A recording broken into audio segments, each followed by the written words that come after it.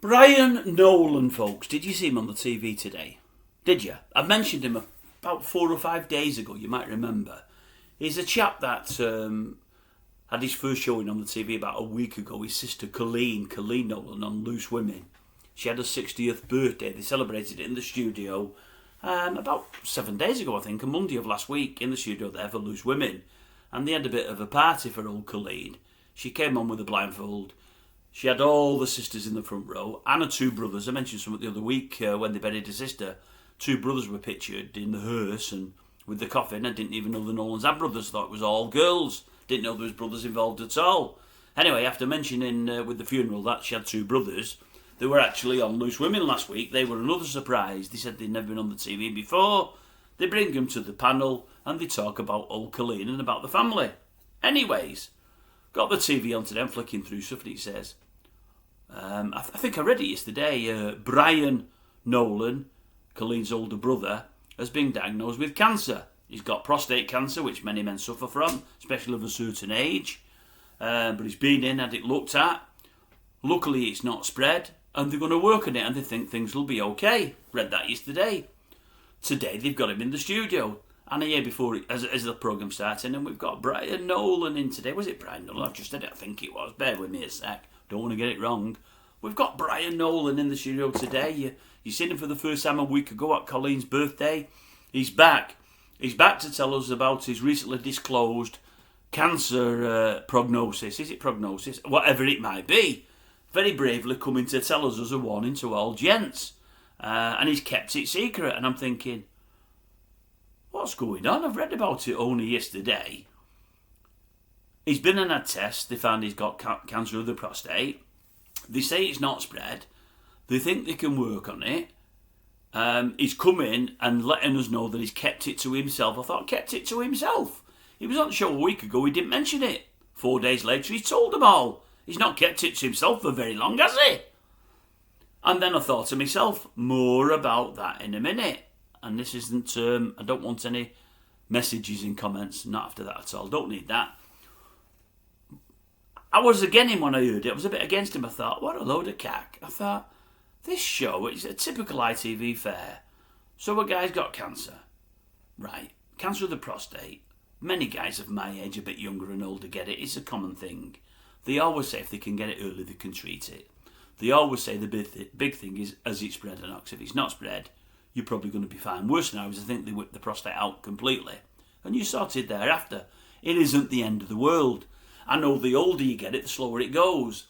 A bloke used to do some work for me many, many years ago, now 15 years ago, an engineer, lovely fellow from Bradford, an absolute superstar. He'd had prostate cancer for about 10, 12 years.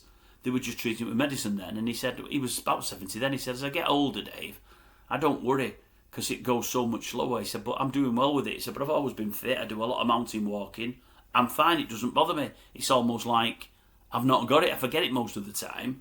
So it's not the end of the world thing, but what I'm thinking is, they're saying, oh, and he's coming in to tell us, and he's kept it from everybody bravely, and he's letting us know why he's kept it from them. And I thought, well, if he's only kept it from them for a week, it's not like the end of the world. Now, as it turns out, I mentioned on it the other week, I was having a procedure done. I've done a video on it. You don't want to watch it, folks, because it'll spoil your tea. Don't watch it. I forgot I told people what I'd had done. Yeah, well, when I went in for that procedure done, that was the second time. The first time I went in, nobody knew I was going in other than her indoors. I didn't tell kids because I said to her, look, this don't want to have the kids worry. Unless there's out to worry about. When there's out to worry about, I'll tell them. Until then, they need to know nothing, and that's how it went. So I goes in for the first procedure. It's the old how's your father, up the old you know what. And they found something there. They found a little polyp there. Anyway, whipped it out, had it tested, benign. No problem. Is that how it went? Yes, it is. Anyway, because they found that, they thought, we need to go further. They wanted to put something up there that came out my throat. They never quite went to my throat, but they felt like they did. It took a bit longer this time, and they went further. And as it's turned out, I've never told you folks, I don't think I've told you. I might have told you, but I don't need to, because it's nothing to worry about. They found 3 more. I'm in about 10 days to have it done. Now at this stage, you know it, folks. Her indoors knows it. I don't think the kids even know, because again, I've not told them. Now, they shouldn't tell you this, the doctors and whatever else. When you go in for any kinds of treatment, they tell you nothing. They never say whether it looks like good news, bad news, or whatever else until you go in for your consultation thereafter, after they've done the biopsy and all that. But they've told me, without me pushing them, I'm 99% certain everything's benign and you've got nothing to worry about. But we whip them out as a matter of course because they can go cancerous. Looking at them, it doesn't look like they are, and I'm sure they're not. I'm really, really sure that they're not. But I thought to myself, well, I'm just me. I don't want to be on Loose Women to tell them that I kept it to myself and whatever else, and that they found this, that, and the other. I don't need any of that. As I say, I don't need anybody commenting down below. But they interviewed him and I listened to it, and I did change my opinion. He really had come on there to let other fellas know the test that he had done was a simple blood test, followed by another blood test. The procedure, everything, no pain, no heartache, no nothing. Everything's been fine. Everything looks pretty positive. He did say, and I get this, I think he knew a bit before. I thought it was like days ago. I think he's told them days ago, but I think he knew a couple of weeks before the funeral because he's recently buried one of his sisters. And Colleen said he was the guy along with his wife that arranged everything. She said, so you'd have never believed anything was wrong. But he said, look, my sister's died, I was dying. She's then died and had to be buried. The last thing the rest of my family needs to know is about I've got it as well, especially when half the family's had cancer. I mentioned it last night. I think they've got 8 brothers and sisters in all, and 5 of them have cancer. It's just unbelievably high rate. It's really, really unlucky. And he said they don't need all of that. So I was going to keep it to myself. He said, but the reason I'm saying it is, I really now, it's probably because he's been on the show and wasn't that worried or fazed by the spotlight, I would like folk to know that you can get treatment, that things aren't too bad, that there is positivity under things. He said, because the doctor I'm seeing, he's adamant it's not spread, and adamant he can make me okay. But I want folk to know, again, what he said. He said, the great thing with yourself, Brian, is you came in early. You weren't sure about a couple of things, and you thought, no, I'm not going to leave them I'm going to come in.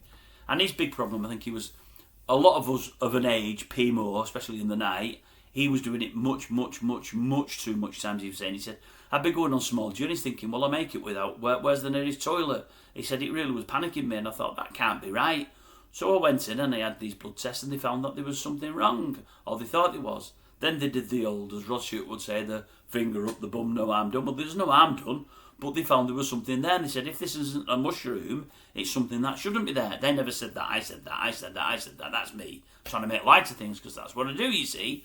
They said, no, we need you, blood test, and we need you in. And they've looked at him, and he has got cancer, but they feel they can treat it, and I'm sure they will. So as I say, he's saying, I want to be yet another voice that tells men, just get yourself tested if you're not sure. And when I did that video last week, which lasted about 40 minutes, no, maybe not that long, but said about my procedure and how I felt, because parts of it wasn't good and whatever else. And maybe it's before my procedure. Anyway, I did a video, I can't remember what it was. But I did it for the same reason, because there's a lot of people of an age, of my age and older, that listens on here. And I can only reiterate what old Brian was saying today. If you've got any symptoms of any things, of any kind, and you're unsure, just go and get them checked. You don't need telling no one. You don't need to worry people. You don't need to worry yourself. But get them checked. It's a lot better getting them checked and finding out you're okay, or finding out you're not, but they can treat it, rather than letting it fester, letting it linger, and when you finally do go in, it's got much worse and they can't do anything for you. So any issues of any kind, get them checked. As I said a few weeks ago, we had somebody on here that was a good supporter of the channel, and I'm ever grateful to anybody that supports the channel. He used to watch regularly and he got friends watching. That sadly passed. Shocking, awful. And that was for some form of cancer, if memory serves. And I feel so sorry we've lost somebody, especially somebody that used to watch me. I've never met the fella, don't know the fella, I'm never going to know the fella, which is sad. But it's sad to think that someone used to watch me only a matter of weeks ago and he's no longer here. And I don't know what the full script is with himself. He may have had issues, he may have got looked at later, don't know. But we don't want any of us dying, folks, if we can help it. So if you're unsure about anything, get yourself sorted. Go and get yourself looked at, male or female. Please get yourself looked at. Any issues that you think aren't quite right, don't matter if you're squeamish, don't matter if you're worried about your health issues, you're much better having problems and finding out and giving folk a chance to sort them than thinking, oh, I don't want to know anything, I'm too scared. Because in the end, when you do go in, they'll say, I'm sorry, my old son, or Betty, or whatever your name is, now what we can do for you, you've let it go too far. So This is as much a message to Brian as the other folks to say, I'm sorry, Brian, not that you're going to watch this, but I was in the mood to have a pop when I heard you were on Loose Women, but after hearing what you had to say and why you kept it to yourself, I fully understand, and you're trying to do some good out of what you've got, and that can never be called. That's always a good thing. So well done, Brian. Nolan. Don't start singing though, Brian. Just keep away from that mic, whatever you do, whether you feel good or bad. Your sister's enough for me, honestly. No, I shouldn't have said any of that. I'm not in the mood for dancing, by the way, so never sing that one to me.